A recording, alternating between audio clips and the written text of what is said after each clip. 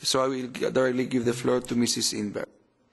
Yes, thank you, Chair. First of all, I too would like to respond to what Mr. Stajek said, because, of course, taxation must be fair and systems for tax collection and taxation must be efficient, no unnecessary red tape. At the same time, I don't think that what you wanted to say was that millionaires and billionaires siphoning off their money from Greece to bank accounts in Switzerland, that is entrepreneurship. I don't think that's what you meant. And if I look at the public reaction when in my country, for example, it became clear that a member of the royal family had money in bank accounts in the British Isles, people were not pleased.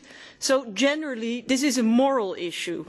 And of course, by definition, if you want to put your money in a bank account somewhere else where the tax authorities can't reach, by definition you have a lot of money.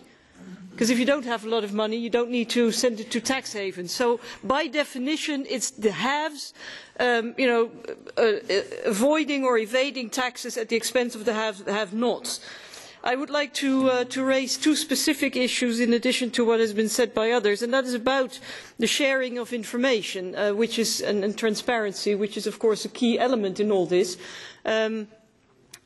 Sharing of information is important, but it has to be regulated. People have to have safeguards about the way in which their information is shared, who has access to that information and what it can be used for. And we see that this is not well regulated. Several people have indicated that there are two countries still blocking all sorts of agreements, and that leads, first of all, to European governments buying stolen information. I think that's a highly undesirable development, and that should be much higher on the agenda. And the second issue that I would like to raise in this context, you have a chapter about international cooperation.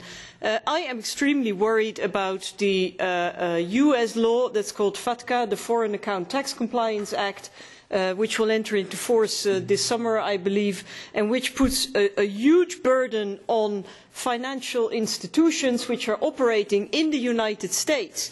And they are obliged to provide information on US citizens or US organisations having bank accounts in Europe, which is a violation of EU law. Now, some member states have concluded bilateral deals with the United States. I don't think they're legally watertight. Other countries have not concluded any bilateral deals. So while we are talking about fighting tax evasion within the European Union, we are sort of sending information to the United States without any limitation. I have asked the European Commission for access to all the documents relating to FATCA. I asked for this, I believe, last spring. I'm still waiting for the documents. I would be very grateful for the European Commission to finally come forward with those documents. And I would also like to urge this committee and the rapporteur to take this issue on board somehow. If it cannot be done in the context of this report, I think it should be done separately. Thank you very much. In this, Mr. In't Veld, I give the floor now to Mrs. Galpelsk.